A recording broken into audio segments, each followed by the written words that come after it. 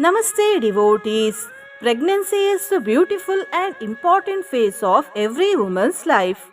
The mantra that we are chanting today is named as Garbharakshambika mantra. This mantra protects the Garbha, that is womb, and also helps to get a healthy child. Listen to this mantra with utmost devotion for complete 108 times, and while chanting or listening to the mantra, remember Goddess Durga. Before listening to the mantra, if you are new to the channel, subscribe the channel, press the nearby bell icon and select all option. Shri Madhavi Kananaste Garbharakshambike Pahi Bhaktam Stuvanti. Shri Madhavi Kananaste Garbharakshambike Pahi Bhaktam Stuvanti.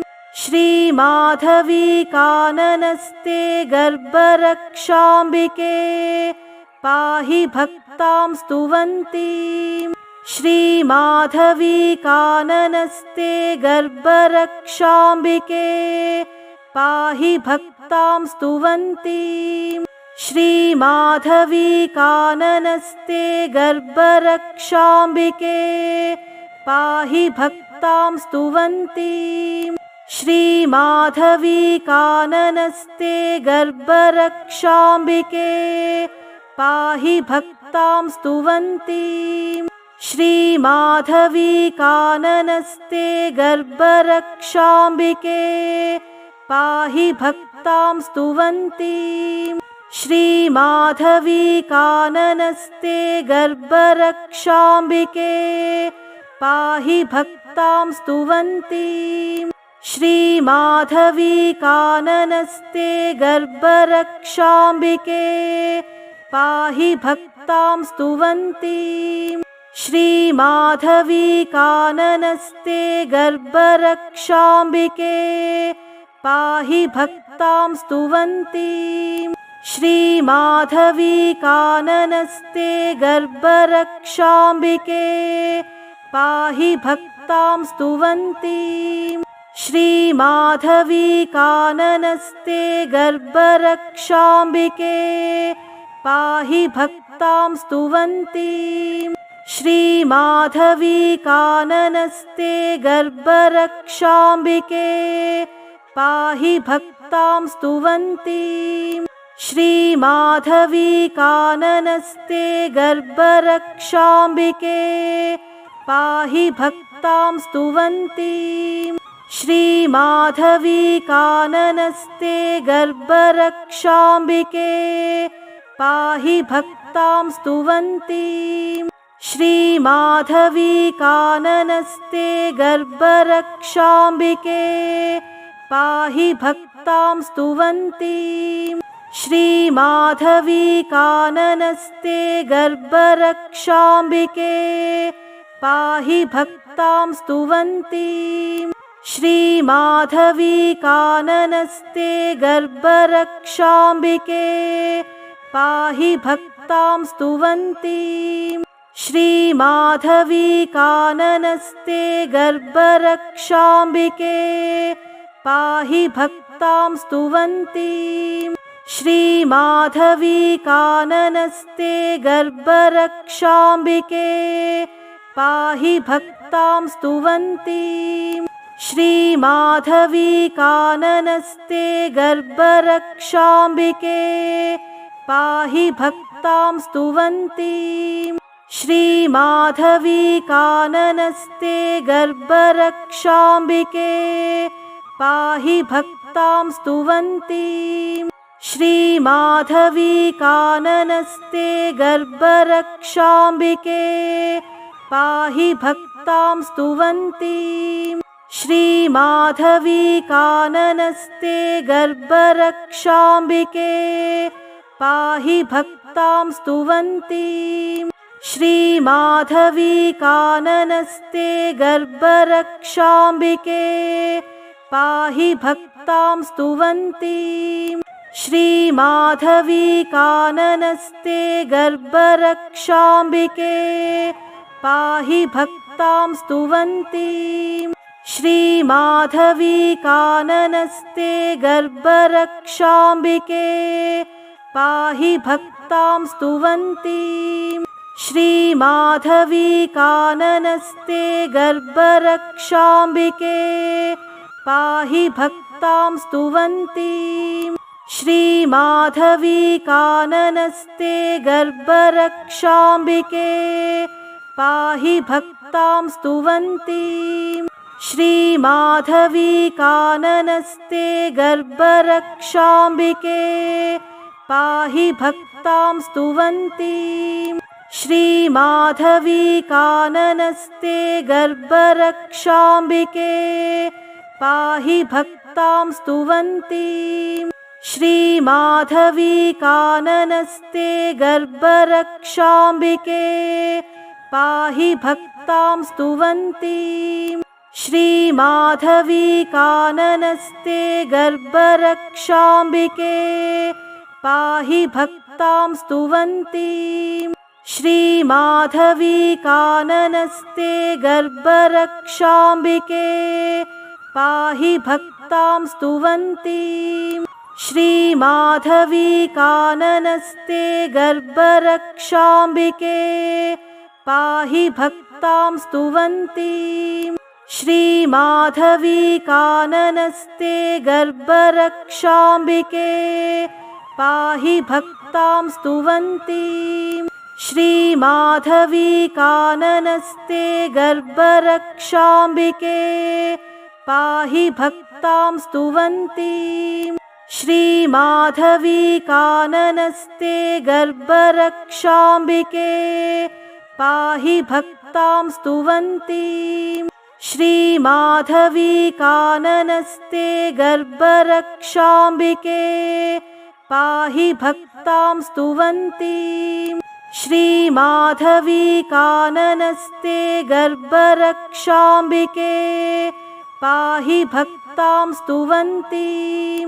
श्रीमाधवी काननस्ते गर्भरक्षाम्बिके पाहि भक्तां स्तुवन्तीं। श्रीमाधवी काननस्ते गर्भरक्षाम्बिके पाहि भक्तां स्तुवन्तीं। श्रीमाधवी काननस्ते गर्भरक्षाम्बिके पाहि भक्तां स्तुवन्तीं। श्रीमाधवी काननस्ते गर्भरक्षाम्बिके पाहि भक्तां स्तुवन्तीं। श्रीमाधवी काननस्ते गर्भरक्षाम्बिके पाहि भक्तां स्तुवन्तीं। श्रीमाधवी काननस्ते गर्भरक्षाम्बिके पाहि भक्तां स्तुवन्तीं। श्रीमाधवी काननस्ते गर्भरक्षाम्बिके पाहि भक्तां स्तुवन्तीं। श्रीमाधवी काननस्ते गर्भरक्षाम्बिके पाहि भक्तां स्तुवन्तीं। श्रीमाधवी काननस्ते गर्भरक्षाम्बिके पाहि भक्तां स्तुवन्तीं। श्रीमाधवी काननस्ते गर्भरक्षाम्बिके पाहि भक्तां स्तुवन्तीं। श्रीमाधवी काननस्ते गर्भरक्षाम्बिके पाहि भक्तां स्तुवन्तीं। श्रीमाधवी काननस्ते गर्भरक्षाम्बिके पाहि भक्तां स्तुवन्तीं। श्रीमाधवी काननस्ते गर्भरक्षाम्बिके पाहि भक्तां स्तुवन्तीं। श्रीमाधवी काननस्ते गर्भरक्षाम्बिके पाहि भक्तां स्तुवन्तीं।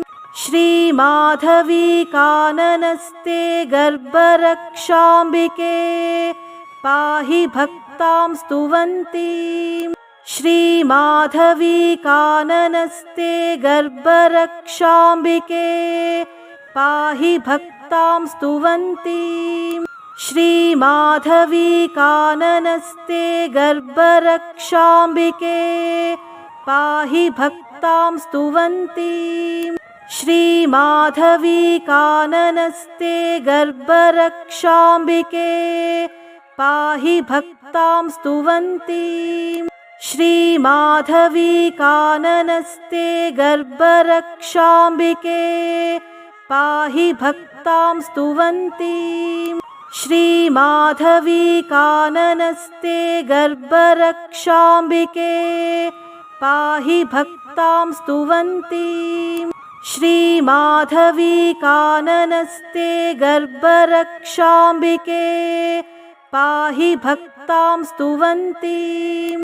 श्रीमाधवी काननस्ते गर्भरक्षाम्बिके पाहि भक्तां स्तुवन्तीं। श्रीमाधवी काननस्ते गर्भरक्षाम्बिके पाहि भक्तां स्तुवन्तीं। श्रीमाधवी काननस्ते गर्भरक्षाम्बिके पाहि भक्तां स्तुवन्तीं। श्रीमाधवी काननस्ते गर्भरक्षाम्बिके पाहि भक्तां स्तुवन्तीं। श्रीमाधवी काननस्ते गर्भरक्षाम्बिके पाहि भक्तां स्तुवन्तीं। श्रीमाधवी काननस्ते गर्भरक्षाम्बिके पाहि भक्तां स्तुवन्तीं। श्रीमाधवी काननस्ते गर्भरक्षाम्बिके पाहि भक्तां स्तुवन्तीं। श्रीमाधवी काननस्ते गर्भरक्षाम्बिके पाहि भक्तां स्तुवन्तीं। श्रीमाधवी काननस्ते गर्भरक्षाम्बिके पाहि भक्तां स्तुवन्तीं। श्रीमाधवी काननस्ते गर्भरक्षाम्बिके पाहि भक्तां स्तुवन्तीं। श्रीमाधवी काननस्ते गर्भरक्षाम्बिके पाहि भक्तां स्तुवन्तीं। श्रीमाधवी काननस्ते गर्भरक्षाम्बिके पाहि भक्तां स्तुवन्तीं। श्रीमाधवी काननस्ते गर्भरक्षाम्बिके पाहि भक्तां स्तुवन्तीं। श्रीमाधवी काननस्ते गर्भरक्षाम्बिके पाहि भक्तां स्तुवन्तीं। श्रीमाधवी काननस्ते गर्भरक्षाम्बिके पाहि भक्तां स्तुवन्तीं। श्रीमाधवी काननस्ते गर्भरक्षाम्बिके पाहि भक्तां स्तुवन्तीं। श्रीमाधवी काननस्ते गर्भरक्षाम्बिके पाहि भक्तां स्तुवन्तीं। श्रीमाधवी काननस्ते गर्भरक्षाम्बिके पाहि भक्तां स्तुवन्तीं। श्रीमाधवी काननस्ते गर्भरक्षाम्बिके पाहि भक्तां स्तुवन्तीं। श्रीमाधवी काननस्ते गर्भरक्षाम्बिके पाहि भक्तां स्तुवन्तीं। श्रीमाधवी काननस्ते गर्भरक्षाम्बिके पाहि भक्तां स्तुवन्तीं। श्रीमाधवी काननस्ते गर्भरक्षाम्बिके पाहि भक्तां स्तुवन्तीं। श्रीमाधवी काननस्ते गर्भरक्षाम्बिके पाहि भक्तां स्तुवन्तीं। श्रीमाधवी काननस्ते गर्भरक्षाम्बिके पाहि भक्तां स्तुवन्तीं। श्रीमाधवी काननस्ते गर्भरक्षाम्बिके पाहि भक्तां स्तुवन्तीं। श्रीमाधवी काननस्ते गर्भरक्षाम्बिके पाहि भक्तां स्तुवन्तीं। श्रीमाधवी काननस्ते गर्भरक्षाम्बिके पाहि भक्तां स्तुवन्तीं। श्रीमाधवी काननस्ते गर्भरक्षाम्बिके पाहि भक्तां स्तुवन्तीं। श्रीमाधवी काननस्ते गर्भरक्षाम्बिके पाहि भक्तां स्तुवन्तीं। श्रीमाधवी काननस्ते गर्भरक्षाम्बिके पाहि भक्तां स्तुवन्तीं। श्रीमाधवी काननस्ते गर्भरक्षाम्बिके पाहि भक्तां स्तुवन्तीं। श्रीमाधवी काननस्ते गर्भरक्षाम्बिके पाहि भक्तां स्तुवन्तीं। श्रीमाधवी काननस्ते गर्भरक्षाम्बिके पाहि भक्तां स्तुवन्तीं। श्रीमाधवी काननस्ते गर्भरक्षाम्बिके पाहि भक्तां स्तुवन्तीं। श्रीमाधवी काननस्ते गर्भरक्षाम्बिके पाहि भक्तां स्तुवन्तीं। श्रीमाधवी काननस्ते गर्भरक्षाम्बिके पाहि भक्तां स्तुवन्तीं। श्रीमाधवी काननस्ते गर्भरक्षाम्बिके पाहि भक्तां स्तुवन्तीं। श्रीमाधवी काननस्ते गर्भरक्षाम्बिके पाहि भक्तां स्तुवन्तीं। श्रीमाधवी काननस्ते गर्भरक्षाम्बिके पाहि भक्तां स्तुवन्तीं। श्रीमाधवी काननस्ते गर्भरक्षाम्बिके पाहि भक्तां स्तुवन्तीं। श्रीमाधवी काननस्ते गर्भरक्षाम्बिके पाहि भक्तां स्तुवन्तीं। श्रीमाधवी काननस्ते गर्भरक्षाम्बिके पाहि भक्तां स्तुवन्तीं। श्रीमाधवी काननस्ते गर्भरक्षाम्बिके पाहि भक्तां स्तुवन्तीं। श्रीमाधवी काननस्ते गर्भरक्षाम्बिके पाहि भक्तां स्तुवन्तीं। श्रीमाधवी काननस्ते गर्भरक्षाम्बिके पाहि भक्तां स्तुवन्तीं। श्रीमाधवी काननस्ते गर्भरक्षाम्बिके पाहि भक्तां स्तुवन्तीं। श्रीमाधवी काननस्ते गर्भरक्षाम्बिके पाहि भक्तां स्तुवन्तीं।